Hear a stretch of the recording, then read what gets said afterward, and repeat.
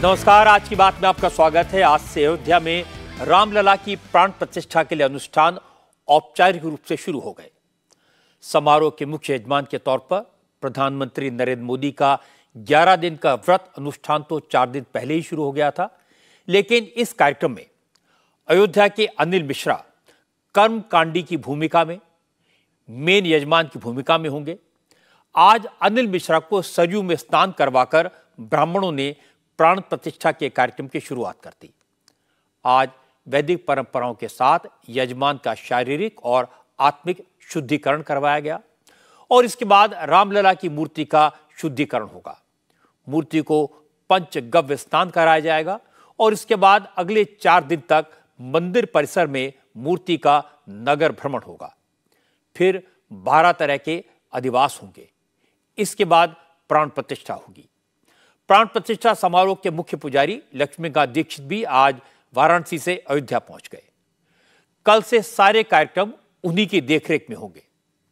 अब अयोध्या में अगले 6 दिनों में कौन कौन से अनुष्ठान होंगे, प्राण प्रतिष्ठा की तैयारी कैसे हो रही है, कितनी यज्ञशालाएं बन रही हैं, रामलला के लिए कौन कौन से उपहार कहां कहां से पहुंचे हैं, भक्तों में कैसा उत्साह है और प्रधानमंत्री नरेंद्र मोदी ने आज राम राज के बारे में क्या कहा, इसके बारे में आज डिटेल में बात करेंगे। इसके अलावा मैं आपको यह भी बताऊंगा कि आज राहुल गांधी ने 22 जनवरी के प्राण प्रतिष्ठा समारोह के बॉयकॉट की क्या वजह बताई। संजय राउत और दिग्विजय सिंह ने आज राम मंदिर को लेकर कौन सा नया शिगुफा छोड़ा, इसकी भी चर्चा करेंगे। लेकिन सबसे पहले आपको दिखा देता हूं उस वक्त की तस्वीरें जब अयोध्या में रामलला की प्राण प्रतिष्ठा के अनुष्ठान की औपचारिक शुरुआत हुई। सरयू में स्नान करते हुए जो शख्स आपको दिखाई दे रहे हैं उनका नाम है अनिल मिश्रा। अनिल मिश्रा श्री राम जन्मभूमि तीर्थ क्षेत्र ट्रस्ट के सदस्य हैं और अयोध्या में रामलला की प्राण प्रतिष्ठा के मौके पर जो वैदिक कर्मकांड और अनुष्ठान होने हैं उसमें वो यजमान की भूमिका में रहेंगे। समारोह के मुख्य यजमान प्रधानमंत्री नरेंद्र मोदी होंगे, लेकिन चूंकि मोदी लगातार 7 दिनों तक अयोध्या में रहकर सारे अनुष्ठान खुद पूरे नहीं कर सकते, इसलिए अनिल मिश्रा और उनकी पत्नी अनुष्ठानों में यजमान रहेंगे। आज ब्राह्मणों ने वैदिक रीति रिवाज से मंत्रोच्चार के साथ अनिल मिश्रा को सरयू में स्नान करवाकर संकल्प करवाया, शुद्धिकरण करवाया। इसके बाद प्रायश्चित विधि के तहत 10 द्रव्यों से अनिल मिश्रा को स्नान करवाया गया। प्रायश्चित पूजा इसलिए की जाती है कि यज्ञ में बैठने वाले यजमान से अगर जाने अनजाने में कोई गलती हो गई हो तो उसका प्रायश्चित किया जा सके। इसमें आंतरिक, मानसिक और शारीरिक तीनों तरीके का शुद्धिकरण किया जाता है। प्रायश्चित विधि संपन्न करने के बाद यजमान अनिल मिश्रा ने सरयू के जल से आचमन किया, सरयू का पूजन किया और वैदिक मंत्रों के बीच तर्पण किया और फिर अपने वस्त्रों का त्याग किया, नए वस्त्र धारण किए। सरयू में स्नान, ध्यान और पूजन के बाद प्राण प्रतिष्ठा कार्यक्रम के यजमान अनिल मिश्रा अयोध्या के विवेक सृष्टि आश्रम पहुंचे। यहां उन्होंने भगवान विष्णु का विधिवत पूजन किया, हवन किया, गोदान किया और फिर कर्मकुटी पूजन किया।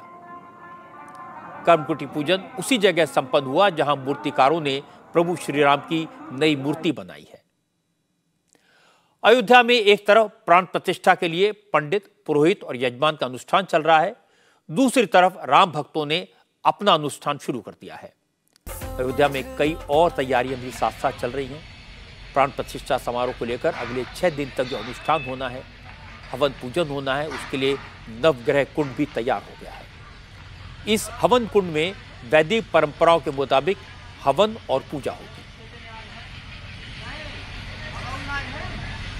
रामलला के नए मंदिर का काम भी फाइनल स्टेज पर है। आज राम मंदिर की कुछ और भव्य तस्वीरें सामने आई, जिसमें मंदिर के गर्भगृह में सोने के 4 दरवाजे लगाए गए हैं। इसी के साथ गर्भगृह में स्वर्ण द्वार का काम पूरा हो गया। इसके अलावा श्री राम जन्मभूमि ट्रस्ट ने राम मंदिर के बाहर की भी कुछ तस्वीरें जारी की हैं।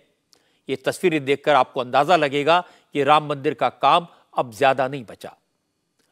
प्रथम तल से लेकर शिखर तक पत्थरों का काम पूरा दिखाई देता है। अयोध्या में गुजरात से भेजी गई 108 फीट की अगरबत्ती को भी आज प्रज्वलित कर दिया गया।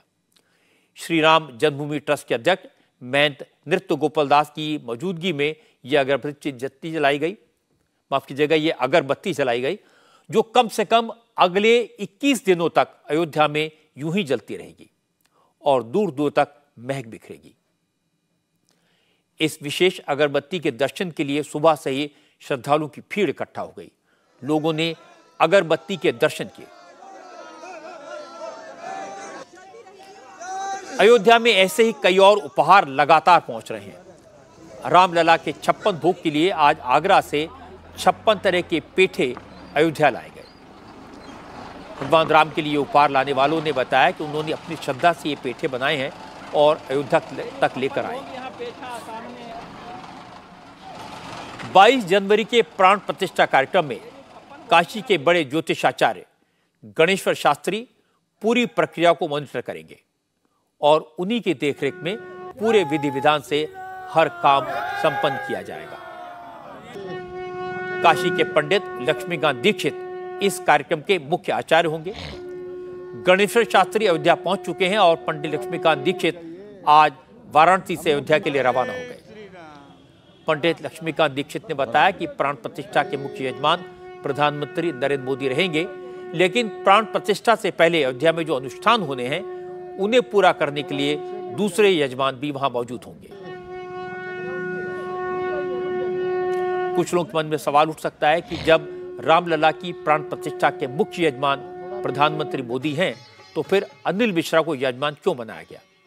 इस सवाल का जवाब दिया श्री राम जन्मभूमि तीर्थ क्षेत्र के तीर्थ ट्रस्ट के ट्रेजरर गोविंद गिरी महाराज ने। गोविंद गिरी महाराज ने कहा कि मोदी मुख्य यजमान हैं, वो 11 दिन का व्रत अनुष्ठान कर रहे हैं। मोदी को यजमान के रूप में किन किन नियमों का पालन करना है, ये उन्हें धर्माचार्यों ने बता दिया है। मोदी 11 दिन का कठोर व्रत कर रहे हैं। आखिर के 3 दिनों तक मोदी पूर्ण व्रत पर रहेंगे। आखिरी 3 दिनों में लकड़ी के तख्त पर सोएंगे, लेकिन इस दौरान अयोध्या में जो अनुष्ठान होने हैं, जिन वैदिक परंपराओं का पालन होना है, उनके लिए भी यजमान की आवश्यकता होती है। इसलिए अनिल मिश्रा को इस भूमिका के लिए चुना गया। राम नामांकित मुद्रिका उन्होंने धारण की है। वे एक समय का उपवास कर रहे हैं और भोजन एक समय का तो हो गया, रोज विशिष्ट मंत्रों का जप भी कर रहे हैं। अंतिम 3 दिनों में उनको पूर्ण उपवास करना है। वे केवल फलाहार ग्रहण करेंगे। उन 3 दिनों में वे पलंग पर शयन भी नहीं करेंगे। 3 दिनों में उनका शयन जो होगा वह एक चौकी के ऊपर कंबल बिछा करके शयन उनका होगा। उन 3 दिनों में पंचगव्य का भी प्राशन करते रहेंगे और जो प्रतिष्ठा का दिन है उस दिन उनका यहाँ पधारने के बाद में स्नान होगा। उसके पश्चात उनका दशविध स्नान होगा। यह दशविध स्नान जो होता है वो शुद्धि के लिए होता है और उनके हाथों से 10 प्रकार के विलक्षण दान दिए जाएंगे, गो प्रदान किया जाएगा और पंचगव्य लेकर के वे इसके लिए सिद्ध होंगे। आज प्रधानमंत्री नरेंद्र मोदी ने भी बताया कि इस वक्त पूरा देश भगवान राम की भक्ति में सरोबार है और वो भी व्रत अनुष्ठान पूरी निष्ठा के साथ कर रहे हैं। मोदी भी आज पूरी तरह भक्ति के रंग में डूबे नजर आए। प्रधानमंत्री आज आंध्र प्रदेश और केरल के दौरे पर हैं। मोदी ने आंध्र प्रदेश के अनंतपुर के लेपाक्षी में वीरभद्र मंदिर में पूजा की। इस मंदिर के बारे में कहा जाता है कि सीता के हरण के बाद रावण से युद्ध करने वाले जटायु घायल होकर यहीं गिरे थे और लेपाक्षी में ही जटायु का भगवान राम के साथ संवाद हुआ। यहां पर जटायु ने भगवान राम को बताया था कि रावण सीता माता को हर कर दक्षिण की ओर ले गया है और फिर भगवान राम ने जटायु को मोक्ष दिया था। आज प्रधानमंत्री मोदी एक यजमान के वेश में वीरभद्र मंदिर पहुंचे। उन्होंने यहां पर भगवान की पूजा की। इसके बाद उन्होंने भगवान वीरभद्र की आरती की। पूजा के बाद प्रधानमंत्री ने रंगनाथ रामायण की चौपाइयां सुनी और खुद भी राम भजन गाया। रंगनाथ रामायण तेलुगु में लिखी राम कथा है।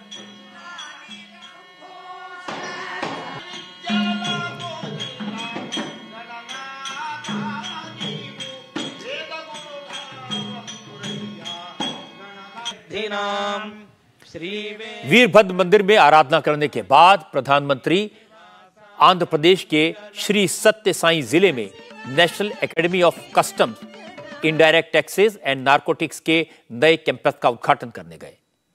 यहां मोदी ने अपने व्रत अनुष्ठान का जिक्र किया, रामराज की बात की। मोदी ने कहा, आज तो पूरा देश राममय है क्योंकि उनका जीवन सबको प्रेरणा देने वाला है। मान्यता का है कि यहीं पास में भगवान श्री राम का जटायु से संवाद हुआ था। आप जानते हैं कि अयोध्या में श्री राम के भव्य मंदिर में प्राण प्रतिष्ठा से पूर्व मेरा 11 दिन का व्रत अनुष्ठान चल रहा है। ऐसी पुण्य अवधि में यहां ईश्वर से साक्षात आशीर्वाद पाकर मैं धन्य हो गया। आजकल तो पूरा देश राममय है, राम जी की भक्ति में सराबोर है। लेकिन साथियों, प्रभु श्री राम का जीवन विस्तार, उनकी प्रेरणा, आस्था भक्ति के दायरे से कहीं ज्यादा है। प्रभु राम गवर्नेंस के, समाज जीवन में सुशासन के ऐसे प्रतीक हैं जो आपके संस्थान के लिए भी बहुत बड़ी प्रेरणा बन सकते हैं। साथियों, महात्मा गांधी कहते थे कि राम राज्य का विचार ही सच्चे लोकतंत्र का विचार है। राम राज्य यानी एक ऐसा लोकतंत्र जहां हर नागरिक की आवाज सुनी जाती थी और उसे उचित सम्मान मिलता था। राम राज्य वासियों से कहा गया है, राम राज्य वासियों अपना मस्तक ऊंचा रखो, न्याय के लिए लड़ो, सबको समान मानो, कमजोर की रक्षा करो, धर्म को सबसे ऊंचा जानो, अपना मस्तक ऊंचा रखो, तुम राम राज्य के वासी हो। राम राज्य सुशासन के इन्हीं 4 स्तंभों पर खड़ा था। आज 21वीं सदी के आपके आधुनिक संस्थान के 4 सबसे बड़े ध्येय यही तो है।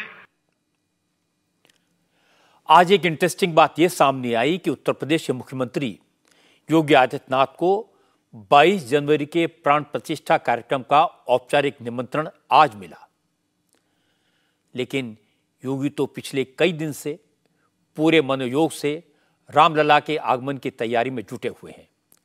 आज योगी श्री राम जन्मभूमि ट्रस्ट को रामलला के लिए नए वस्त्र भेंट करने गए। रामलला के ये वस्त्र लखनऊ के heritage hand weaving revival charitable trust की तरफ से तैयार किए गए हैं। इन्हें बनाने में करीब 2 लाख राम भक्तों ने अपना सहयोग और श्रमदान दिया है। योगी ने इस कार्यक्रम में आज फिर राम मंदिर के लिए 550 साल के संघर्ष को याद किया और कहा कि राम हमारे जीवन में हर पल में है, उनके बिना कोई काम भी नहीं हो सकता। यही वजह है कि जो राम का नाम लेता है वो तर जाता है और जो भगवान राम से दूरी बनाता है उसका हश्र मारीच की तरह होता है। लगभग 500 वर्षों तक कभी भी श्री राम जन्मभूमि का मुद्दा दबा नहीं। पहले पूज्य संतों ने, फिर राजे रजवाड़ों ने, अपने समय के धर्म योद्धाओं ने अपने अपने कालखंड में अलग अलग व्यक्ति इसे अपना मुद्दा बना करके लड़ता रहा, भिड़ता रहा, बिना झुके, बिना रुके, बिना डिगे इस मिशन को लेकर के आगे बढ़ता रहा।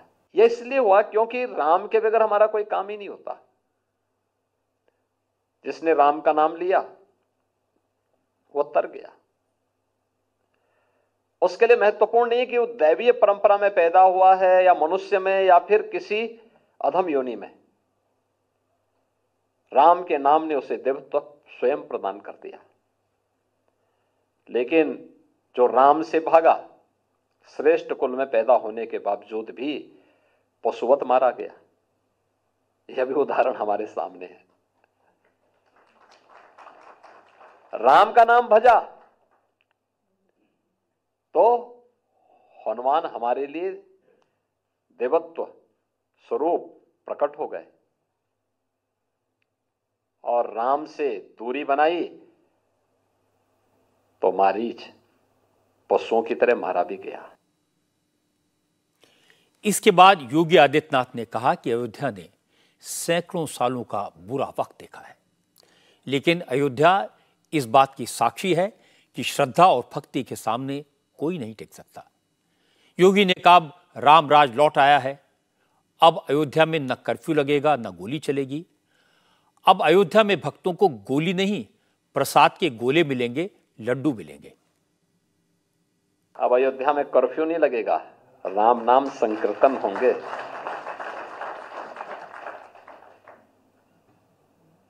अब अयोध्या में कोई गोली नहीं चलाएगा। अब तो अयोध्या में हर्षोल्लास के दीपोत्सव के कार्यक्रम के श्री राम ज्योति के साथ जगमगाता हुआ ये नया अयोध्या हम सबको देखने को मिल रहा है। और हाँ, गोली नहीं, अब तो लड्डू के गोले मिलेंगे। हम सब इसका आनंद लेंगे। लेकिन याद रखना, प्रभु राम का जीवन एक ही संदेश देता है, धैर्य और संयम के साथ मर्यादित आचरण करना। विपरीत परिस्थितियों में धैर्य नहीं खोना है। पूरी मजबूती के साथ हमें आगे बढ़ना है। अयोध्या को अयोध्या के अनुरूप बनाने, संवारने और उसको ले जाकर के पूरे देश के अंदर और दुनिया के अंदर एक नए संदेश को आगे बढ़ाना है। अयोध्या में राम मंदिर को लेकर सारे भ्रम, सारी भ्रांतियां एक एक करके दूर हो रही हैं। भव्य मंदिर बनकर तैयार है। प्राण प्रतिष्ठा पूरे विधि विधान के साथ हो रही है। कहीं कोई विवाद नहीं बचा। गर्भगृह बनकर तैयार है। रामलला की मूर्ति फाइनल हो चुकी है। मिनट टू मिनट कार्यक्रम बन चुका है। काशी से पंडित अयोध्या नगरी पहुंच चुके हैं। योगी आदित्यनाथ सारी तैयारियों को मॉनिटर कर रहे हैं। आर्थिक तौर पर देखें तो अयोध्या का जबरदस्त विकास हुआ है। राम की नगरी का काया पलट हो चुका है। ये दुनिया का एक बड़ा टूरिस्ट सेंटर बनेगा और आने वाले कुछ ही दिनों में लाखों लोग अयोध्या आकर रामलला के दर्शन करेंगे।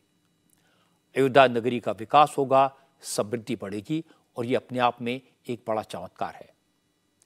जहां तक इससे जुड़ी राजनीति का सवाल है, नरेंद्र मोदी वैसे तो मुख्य यजमान के तौर पर कठोर व्रत कर रहे हैं, लेकिन साथ साथ न उन्होंने अपना प्रधानमंत्री पद का काम छोड़ा है, न राजनीति छोड़ी है, न कैंपेन।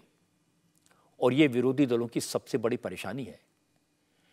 पहले कांग्रेस के लोग कहते थे कि बीजेपी वाले मंदिर बनाना नहीं चाहते, इस इशू को लटकाए रखना चाहते हैं ताकि हर चुनाव में राम मंदिर को लेकर जनता की भावनाओं का इस्तेमाल किया जा सके। आप कह रहे हैं कि राम मंदिर जल्दी इसलिए बनवाया कि चुनाव में इसका इस्तेमाल कर सके। राजनीति में ऐसा असमंजस हमेशा नुकसान करता है। अब हालत यह है कि विरोधी दलों के नेता न तो राम मंदिर का खुलकर विरोध कर सकते हैं और न ही प्राण प्रतिष्ठा के उस समारोह में शामिल हो सकते हैं जहां मोदी मुख्य यजमान हैं।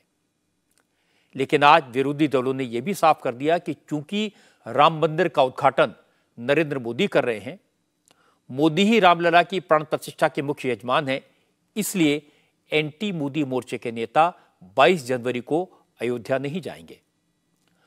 भारत जोड़ो न्याय यात्रा पर निकले राहुल गांधी ने आज ये बात साफ साफ लफ्जों में कह भी दी। नागालैंड में राहुल गांधी ने कहा, कांग्रेस न तो प्राण प्रतिष्ठा से कोई दिक्कत रखती है, न किसी कार्यकर्ताओं को वहां जाने से रोका गया है, लेकिन पार्टी के तौर पर कांग्रेस ने 22 जनवरी के कार्यक्रम से दूर रहने का फैसला किया है, क्योंकि यह धार्मिक नहीं, बीजेपी का पॉलिटिकल प्रोग्राम है।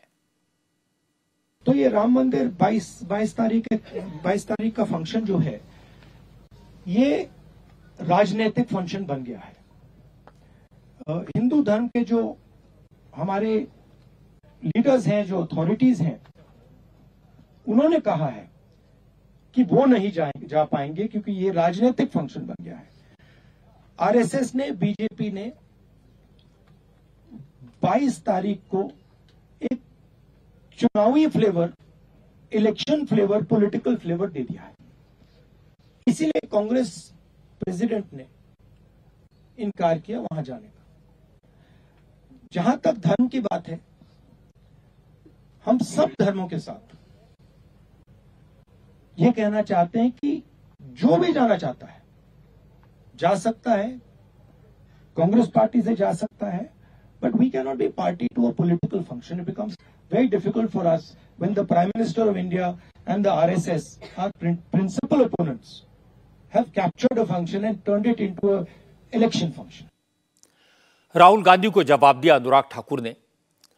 अनुराग ने कहा, ये वही लोग हैं जो भगवान राम को काल्पनिक बताया करते थे, इसलिए अब मंदिर बन गया है तो उनके पेट में दर्द हो रहा है और वो वहां नहीं जाने के तरह तरह के बहाने ढूंढ रहे हैं।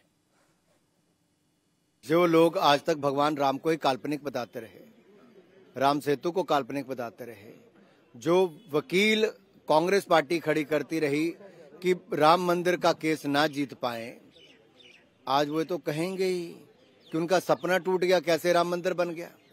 तो राम मंदिर बन गया है, ये सच्चाई है। और 22 तारीख को प्राण प्रतिष्ठा होने जा रही है, ये भी सच्चाई है। राम भक्त जाएंगे भी, जय श्री राम बुलाएंगे। भाई जो कल तक कहते थे तारीख कब बताएंगे, अब तारीख, स्थान, समय सब बता दिया है, निमंत्रण भी भिजवा दिया है। नहीं आना है तो कोई जबरदस्ती नहीं बुला सकता।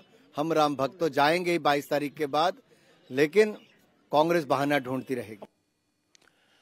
राहुल गांधी ने तो सीधी सीधी साफ साफ बात कह दी, इधर उधर की बात नहीं की, बता दिया कि उनकी प्रॉब्लम नरेंद्र मोदी से है। लेकिन एंटी मोदी मोर्चे के नेता आज भी इधर उधर की बातें करते रहे, राम मंदिर को लेकर रोज नई कंट्रोवर्सी क्रिएट करने की कोशिश कर रहे हैं।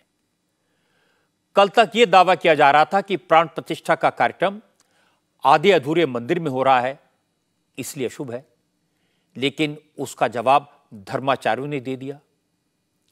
फिर कहा गया कि शंकराचार्यों ने इस कार्यक्रम का विरोध किया है, कोई शंकराचार्य अयोध्या नहीं जा रहा क्योंकि मंदिर का उद्घाटन वैदिक परंपराओं से नहीं हो रहा। लेकिन शंकराचार्य श्री सदानंद सरस्वती ने उसका भी जवाब दे दिया। तो आज संजय राउत और दिग्विजय सिंह नया सवाल लेकर आए। संजय राउत ने कहा कि राम मंदिर तो राम जन्मभूमि से 3 किलोमीटर दूर बन रहा है, जहां बाबरी ढांचा था, जहां रामलला पहले विराजमान थे, नया मंदिर उससे 3 किलोमीटर दूर बन रहा है। संजय राउत ने कहा, बीजेपी राम भक्तों की आंखों में धूल झोंक रही है, ये लोगों की आस्था के साथ मजाक है।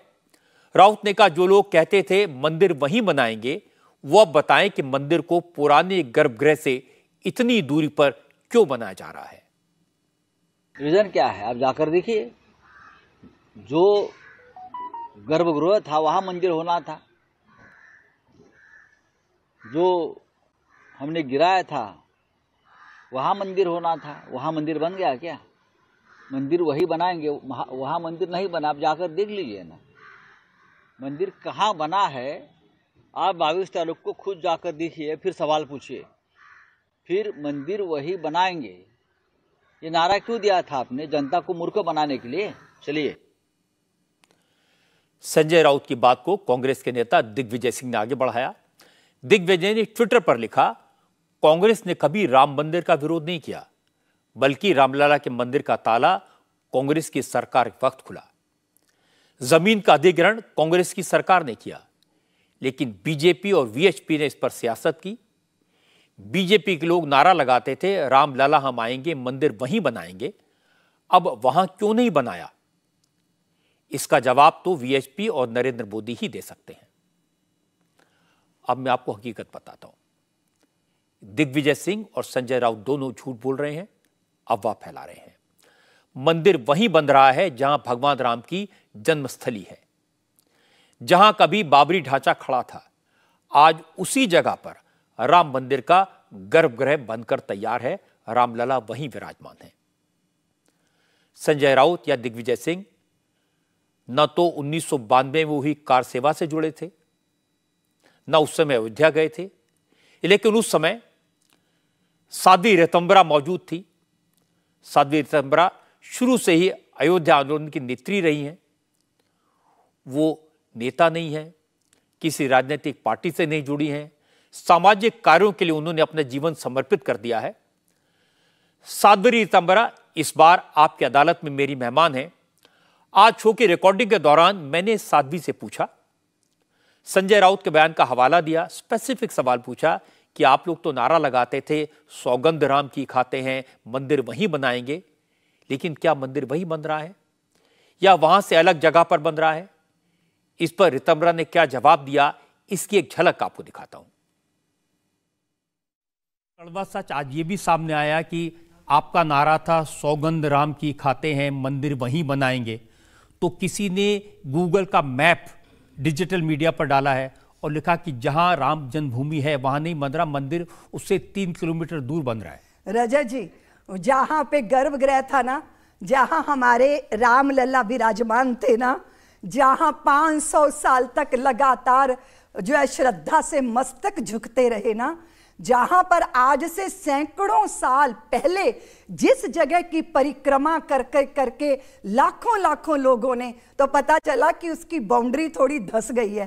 तो जज के सामने, ये ब्रिटिश काल का जज था, उसको जब बताया गया कि इतनी जनता वहां रामनवमी के दिन और पूर्णिमा के दिन आती है कि वहां की धरती नीचे धंस गई है, तो वो चरण जो श्रद्धा से प्रभु के दर्शन करने के लिए उठते रहे और वो मस्तिष्क जो प्रभु के चरणों में झुकते रहे, 500 साल मेरे पुरखों ने जिस जगह का कभी दावा नहीं छोड़ा, उसी जगह पर गर्भगृह बनकर रामलला विराजमान हो रहे हैं। इधर उधर 1 इंच भी कोई फर्क नहीं है। ये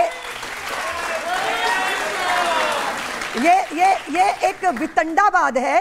ये समाज को, जनता को भ्रमित करने का कुत्सित प्रयत्न है और असफल प्रयत्न है।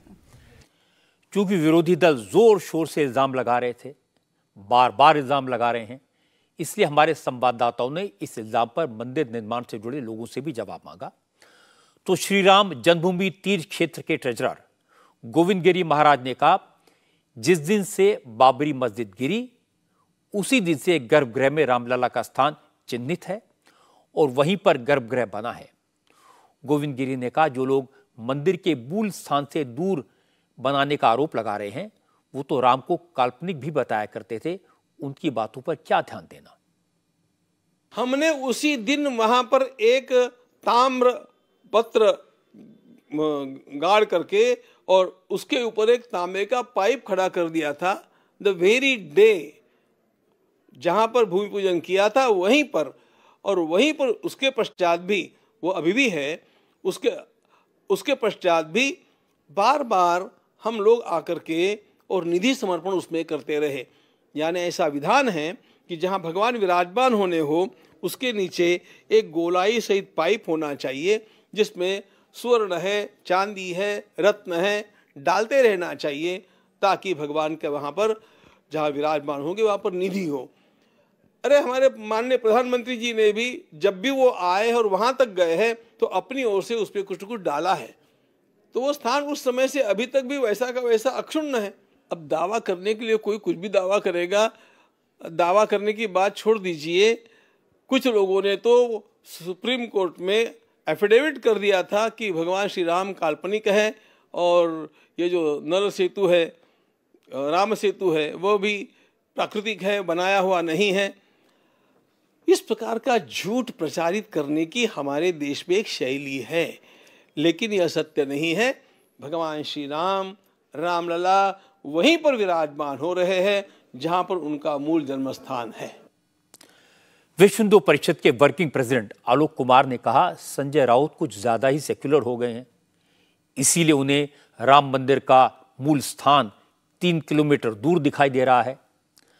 आलोक कुमार ने कहा, मंदिर का गर्भगृह ठीक उसी जगह पर है जहां बाबरी मस्जिद का मुख्य गुंबद था, जहां रामलला 1949 से विराजमान थे। कुछ लोग जानबूझकर झूठ फैलाने में लगे हैं, लेकिन वो कामयाब नहीं होंगे।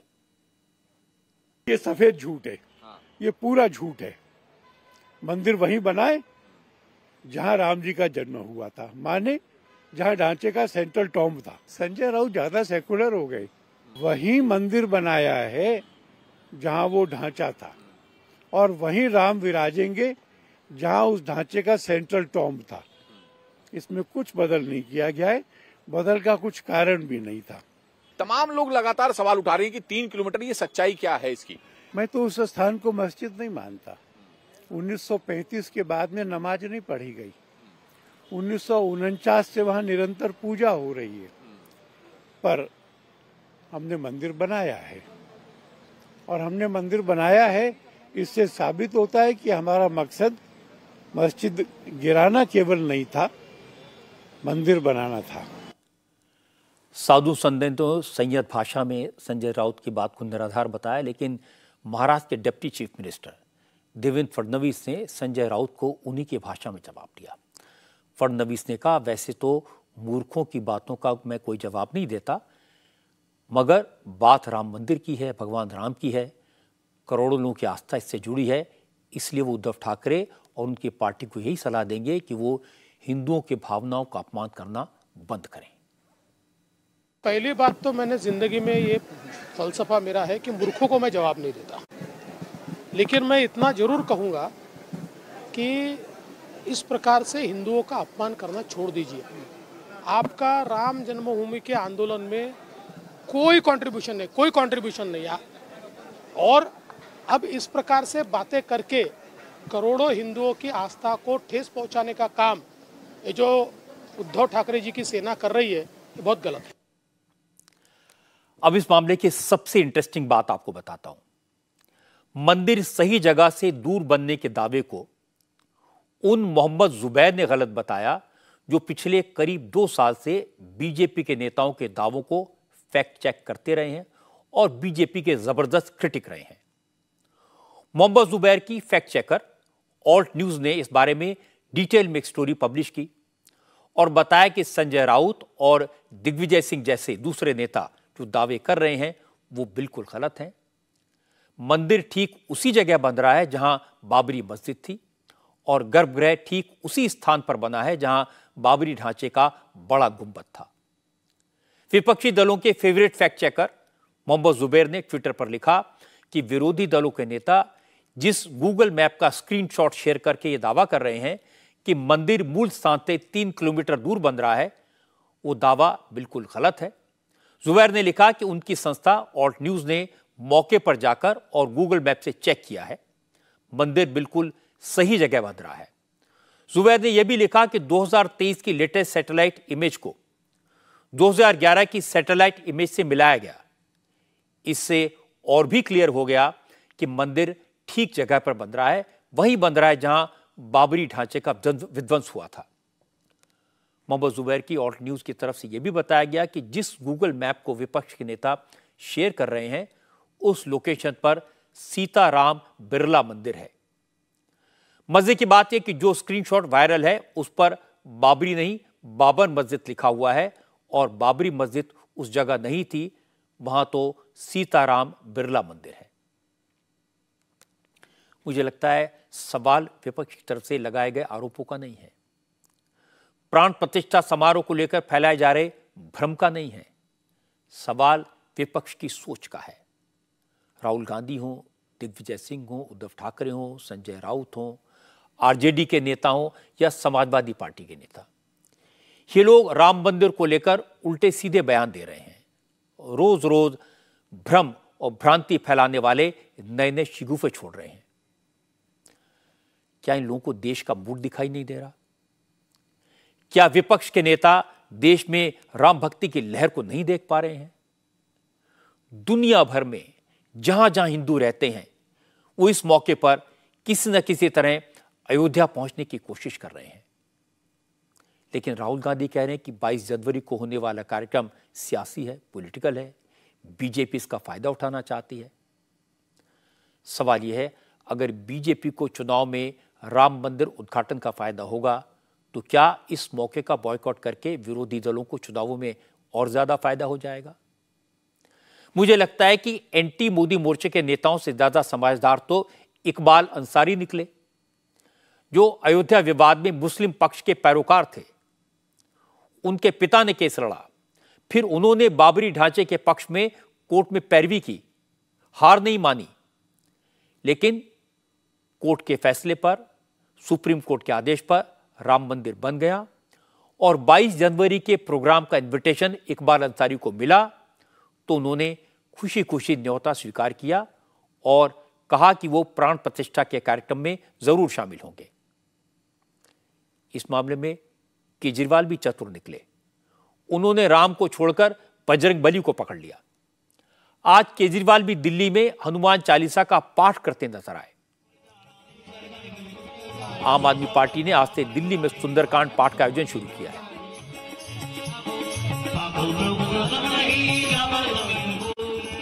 फरवरी से हर महीने के पहले मंगलवार को पूरी दिल्ली में इसी तरह हनुमान चालीसा का पाठ गूंजेगा। केजरीवाल की पार्टी सभी विधानसभा क्षेत्रों में सुंदरकांड का पाठ कराएगी। आज दिल्ली में लगभग 2600 जगहों पर यह आयोजन किया गया। तंबू का नाथ लगाकर सुबह से ही आम आदमी पार्टी के कार्यकर्ता और नेता बजरंग बली की भक्ति में डूबे नजर आए।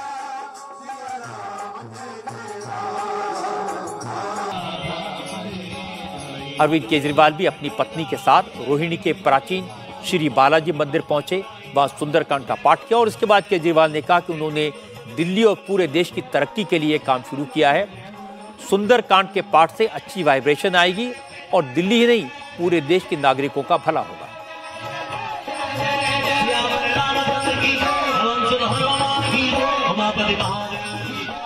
लेकिन बीजेपी ने केजरीवाल की भक्ति को ढोंग करार दिया। केंद्रीय मंत्री मीनाक्षी लेखी ने कहा केजरीवाल तो गिरगिट के तरह रंग बदलने में उस्ताद हैं, इसीलिए जब पूरा देश राममय है तो केजरीवाल हनुमान भक्त बन गए। मीनाक्षी लेखी ने कहा यही केजरीवाल अयोध्या में मंदिर बनाने का विरोध किया करते थे और अब वो बरसाती मेंढक की तरह राम नाम जप रहे हैं। ये बरसाती मेंढक आते हैं, निकलते हैं, घूमते हैं, फिरते हैं। एक और कहावत है हमारे यहाँ, जहाँ देखी तवा परात वहीं बिताई सारी रात। तो भाई अभी राम में चल रहा है तो अपने भी वो बहती गंगा में हाथ मुंह धो लो, तो सुंदरकांड में जाके बैठ जाओ। जब मौका हो कि लगे कि पता नहीं बनेगा नहीं बनेगा, तो उस समय तो आइडियोलॉजी नाम की चीज नहीं है, तब को कि नहीं मंदिर नहीं बनना चाहिए, यहाँ पे कुछ और चीजें बननी चाहिए। मैं अरविंद केजरीवाल जी के जो गिरगिट के रंग हैं उन सबको पहचानती हूँ और मुझे पूरा भरोसा है दिल्ली वाले भी उसको बहुत अच्छी तरह पहचानते। आज रंग पलटा हुआ है क्योंकि दुनिया राम में हुई पड़ी है। आप अरविंद केजरीवाल का आर्काइवल मटेरियल निकाल के देख लीजिए, जो राम मंदिर के पक्ष में ही नहीं थे, वो चाहते थे कि इस स्थान पे कुछ और चीज बननी चाहिए। अब वो सुंदरकांड में भाग ले रहे हैं। बुद्धिहीन तनु जान के सुमिरो पवन कुमार, बल बुद्धि विद्या देव देव हरू कलेश विकार। तो मन के कलेश और विकार तो दूर हो। इसके बाद असदुद्दीन ओवैसी ने भी केजरीवाल पर हमला किया। ओवैसी ने केजरीवाल को बीजेपी आरएसएस का छोटा रिचार्ज बताया। ओवैसी ने पहले ट्विटर पर लिखा कि जो लोग बिल्किस बानो के मसले पर यह कहकर खामोश रहे कि वो एजुकेशन की बात करेंगे, बिजली पानी और हॉस्पिटल के मुद्दे पर बोलेंगे, वो आज खुद को हनुमान भक्त बताने में लगे हैं।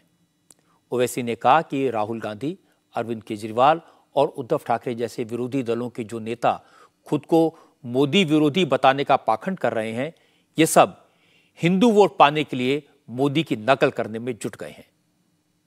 कोई कह रहा है कि मैं सरयू नदी में चले आऊंगा, कोई कह रहा है कि राष्ट्रपति को नासिक आया जाए, कोई कह रहा है कि ये पाठ पढ़ाया जाएगा शिक्षा सेंटर में और जहां पर अस्पताल में पढ़ाया जाएगा।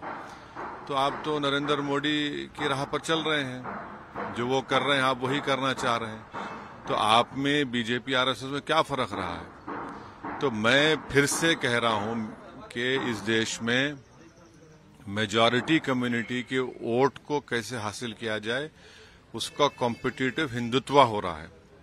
और मैं इस देश के मुसलमानों से अपील कर रहा हूं कि आप लोग देखिए, ये जो खेल हो रहा है इसमें क्या हो रहा है बताइए। कॉम्पिटिटिव हिंदुत्व की पॉलिटिक्स को अपनाया जा रहा है। अगर अभी भी इस देश के सेकुलर जहन रखने वाले हमारे हिंदू भाई और मुसलमान जो इसको नोटिस नहीं लेंगे तो फिर नुकसान किसका होगा? भाई आपको शिकायत मुझसे होगी, बताइए इस पर क्या बोलेंगे आप? ये जो सब तमाशे किए जा रहे हैं ये क्या है? फिर बोलिए सरयू नदी को जाएंगे, कोई बोला कि नासिक को आया जाए, कोई कहा जा रहा है कि ये पाठ पढ़ाया जाएगा, हनुमान चालीसा पढ़ाया जाएगा स्कूल्स में, अस्पतालों में। क्या हो रहा है फिर ये? अब वो वैसे कुछ भी कहें कि केजरीवाल राजनीति के चतुर चालाक खिलाड़ी हैं और ये खिलाड़ी समय देकर अपनी चाल बदल लेते हैं। जब केजरीवाल लोकसभा का चुनाव लड़े थे तो आपको याद होगा मस्जिदों में जाकर मौलवियों से सपोर्ट मांग रहे थे, मोदी को कम्युनल और खुद को सेकुलर साबित करने में लगे थे। केजरीवाल ने दिवाली पर लक्ष्मी पूजन की शुरुआत की, हनुमान चालीसा का पाठ शुरू किया, अब फिर बजरंग बली की शरण में पहुंच गए। असल में दिक्कत यह नहीं है कि कौन सनातनी है, कौन सनातन विरोधी। सवाल यह भी नहीं है कि कौन सच्चा राम भक्त है और कौन चुनावी राम भक्त। असली प्रॉब्लम यह है कि मोदी की रणनीति के सामने विरोधी दलों के नेता पूरी तरह कंफ्यूज्ड हैं। किसी को समझ नहीं आ रहा कि जाएं तो किधर जाएं, इस रास्ते पर चलें या उस पर, अयोध्या जाएं या नहीं जाएं, जाएं तो कब जाएं। इसलिए जिसको जो समझ में आ रहा है वो कर रहा है, सबकी अपनी ढपली अपना राग। कोई राम मंदिर के मुहूर्त पर सवाल उठाता है तो कोई हनुमान चालीसा का पाठ करता नजर आता है। यह बात आज राहुल गांधी ने भी मानी। राहुल गांधी ने कहा इतना तो तय है कि विरोधी दल मोदी के खिलाफ मिलकर लड़ेंगे, लेकिन एक मुश्किल है, अलग अलग पार्टियां हैं, अपने अपने हिसाब से, अपने अपने इलाके के हिसाब से सबकी रणनीति अलग अलग है, इसलिए कोऑर्डिनेशन में थोड़ी दिक्कत तो आ रही है। लेकिन जल्दी सब ठीक हो जाएगा, सीट शेयरिंग भी हो जाएगी और मिलीजुली रणनीति भी बन जाएगी। राहुल गांधी आप जानते हैं आजकल अपनी भारत जोड़ो न्याय यात्रा पर निकले हुए हैं, फिलहाल नागालैंड में हैं। आज कोहिमा में राहुल गांधी ने प्रेस कॉन्फ्रेंस की, उनसे इंडिया अलायंस को लेकर सवाल हुए तो राहुल ने कहा कि गठबंधन में सब ठीक चल रहा है, क्योंकि अलायंस में अलग अलग राज्यों की पार्टियां हैं, इसलिए थोड़ी बहुत दिक्कत तो है। एक दो राज्यों में दिक्कत ज्यादा है, लेकिन सब ठीक हो जाएगा। राहुल ने कहा कि गठबंधन के सभी नेताओं के आपसी रिश्ते बहुत अच्छे हैं, लेकिन मीडिया अच्छी बातों को नहीं दिखाता, सिर्फ छोटी मोटी तकरार को बड़ा बनाकर पेश कर देता है। इंडिया अलायंस के जो प्रोसेसेस हैं, डिस्कशंस हैं, अच्छी तरह चल रहे हैं। ज्यादातर जगह आसान है, ज्यादा कॉम्प्लिकेशंस नहीं है। एक दो जगह थोड़े ज्यादा कॉम्प्लिकेटेड हैं, मगर मुझे लगता है कि काफी आसानी से जो सीट शेयरिंग की बात है और बाकी चीजें हैं, हम इनको रिजॉल्व कर लेंगे और काफी अच्छा इंडिया अलायंस चुनाव लड़ेगा। जो मीटिंग में मूड था, जिस प्रकार से बातचीत होती है, जो ह्यूमर होती है, भाईचारा होता है, उसको आप बताते नहीं हो। आप एक मुद्दे को उठा के मतलब मेन इश्यूज को बना देते हो। देखिए, there is mutual respect and affection between the leaders of the India formation. बहुत कॉन्फिडेंस है कि इंडिया अलायंस में ऐसी छोटी छोटी प्रॉब्लम्स हैं, ये सब रिजॉल्व हो जाएंगी और हम एक साथ मिलकर बीजेपी के खिलाफ चुनाव लड़ेंगे और उनको हराएंगे। राहुल ने भले ही मीडिया को जिम्मेदार ठहरा दिया हो, इंडिया अलायंस में सीटों के झगड़े को मामूली बता दिया हो, लेकिन सहयोगी दलों को कांग्रेस के इसी रवैये से परेशानी है। जेडीयू के नेता खालिद अनवर ने कहा, कांग्रेस कभी चुनाव में बिजी होने की बात कहकर, कभी राहुल गांधी यात्रा का हवाला देकर अलायंस के इश्यूज को लटकाती है, यह ठीक नहीं है। उन्होंने कहा कि कांग्रेस की वजह से ही सीट शेयरिंग में देर हो रही है।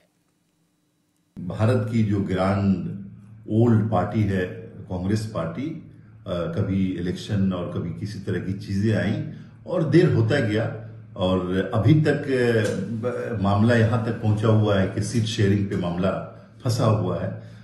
नीतीश कुमार की तरफ से, हमारी तरफ से लगातार कोशिश हो रही है कि भारतीय जनता पार्टी की नीतियों से देश को मुक्ति मिले, विपक्षी एकता हो, सभी पार्टियां एकजुट रहें। लेकिन ये बदकिस्मती है, इसको बदकिस्मती ही कहा जाएगा कि जिस पार्टी की लीडरशिप में हम लोग आगे बढ़ने की कोशिश कर रहे हैं, वो पार्टी की रफ्तार वो नहीं है जो हम लोग चाहते थे। कांग्रेस में पार्टी विद इन पार्टी का सिस्टम बहुत ज्यादा है और कई ग्रुप हैं। ये बात जरूर है कि जिस तेजी से काम होना चाहिए था और जिस उदार दिल के साथ काम होना चाहिए था, उस उदार दिल के साथ कांग्रेस पार्टी काम नहीं कर रही है। हम देश के लिए आगे बढ़े हैं, हम कांग्रेस पार्टी को मजबूत करने के लिए नहीं बढ़े हैं। हम अपने सिद्धांतों के साथ समझौता नहीं करेंगे, हम अपने उसूलों पर रहेंगे। ये बाकी पार्टियों को तय करना है कि वो हमारे साथ खड़े होते हैं। अभी तक तो खड़े हैं, आगे खड़े रहेंगे या नहीं खड़े रहेंगे वो तय करें। असल में मोदी विरोधी गठबंधन के सहयोगी दल कांग्रेस के जरूरत से ज्यादा चौधरी बनने से परेशान हैं। दिल्ली में बैठे कांग्रेस के बड़े नेता साथी दलों के साथ मिलकर चुनाव लड़ने की बात करते हैं, हंसी मजाक करते हैं, अच्छे रिश्ते दिखाते हैं, लेकिन कांग्रेस की स्टेट यूनिट्स के नेता अकेले चुनाव लड़ने का दावा करते हैं और उन्हें कोई रोकता नहीं। बंगाल में अधीर रंजन चौधरी खुलकर ममता का विरोध कर रहे हैं। पंजाब में प्रताप सिंह बाजवा और राजा वड़िंग जैसे नेता आम आदमी पार्टी के साथ किसी भी तरह के अलायंस का खुलकर विरोध कर रहे हैं। यूपी, बिहार और महाराष्ट्र में कांग्रेस के लोकल नेता अपनी हैसियत से ज्यादा सीटें मांग रहे हैं। इसीलिए राहुल गांधी ने कहा कुछ जगह थोड़ी बहुत और एक दो जगह ज्यादा दिक्कत है, लेकिन मुझे लगता है कि दिक्कत कितनी भी बड़ी हो, वक्त आने पर सुलझ जाएगी। विरोधी दलों में सीटों को बंटवारा भी हो जाएगा, सब मिलकर चुनाव भी लड़ेंगे, क्योंकि नरेंद्र मोदी का डर बहुत ज्यादा है और उससे भी ज्यादा ईडी और सीबीआई का डर विरोधी दलों को जुदा नहीं होने देगा। अब मैं आपको दिखाता हूं मुंबई से आई हैरान करने वाली तस्वीरें। मुंबई एयरपोर्ट पर पैसेंजर्स प्लेन से उतरकर वहीं जमीन पर बैठ गए और एयरलाइंस ने पैसेंजर्स को डिनर भी सर्व कर दिया। पता यह लगा कि यह फ्लाइट इंडिगो एयरलाइंस की थी, गोवा से दिल्ली आ रही थी। पहले तो गोवा से प्लेन काफी देर से टेक ऑफ किया, लेकिन दिल्ली में विजिबिलिटी कम थी तो फ्लाइट को मुंबई डाइवर्ट कर दिया गया। जैसे ही फ्लाइट ने मुंबई में टचडाउन किया तो सारे पैसेंजर्स उतरकर टारमेक पर बैठ गए। और इससे भी ज्यादा आश्चर्य की बात यह है कि इंडिगो एयरलाइंस ने पैसेंजर्स को वहीं पर खाना सर्व कर दिया। हालांकि जब ये तस्वीरें सामने आई तो सिविल एविएशन अथॉरिटी ने इसे बहुत गंभीरता से लिया। Bureau of civil aviation security ने इंडिगो एयरलाइंस और मुंबई एयरपोर्ट को नोटिस जारी कर दिया, घटना पर जवाब मांगा।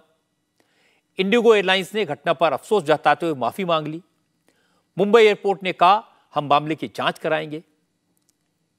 इसी दौरान civil aviation minister Jyotiraditya Scindia ने कहा कोहरे और खराब मौसम की वजह से फ्लाइट कैंसिल होने पर एसओपीज जारी कर दी गई हैं। उन्होंने अफसरों से यह इंश्योर करने को कहा है कि फ्लाइट कैंसिल होने पर ऐसी घटना फिर से न हो, पैसेंजर्स को कोई परेशानी ना हो। फ्लाइट डिले होने पर एयरलाइंस अपने पैसेंजर्स का पूरा ख्याल रखें और हर 3 घंटे में यात्रियों को फ्लाइट शेड्यूल के बारे में अपडेट किया जाए। सिंधिया ने कहा उन्होंने देश के 6 मेट्रो एयरपोर्ट से कहा कि वो दिन में 4 बार situation report civil aviation ministry को भेजें। अब हैरानी की बात है कि सिविल एविएशन मिनिस्ट्री रोज नए आदेश जारी कर रही है। ज्योतिरादित्य सिंधिया की नींद तब खुली, एसओपी और अफसरों के साथ मीटिंग तब हुई जब पायलट को थप्पड़ मारने की तस्वीर आई, फिर रनवे पर बैठकर डिनर करते मुसाफिरों के वीडियो सामने आए। कोहरा तो हर साल होता है, फ्लाइट तो हर साल डिले होती हैं, कैंसिल होती हैं। अगर सिविल एविएशन मिनिस्ट्री इसे समय से पहले निपटाने की कोशिश करती तो बेहतर होता।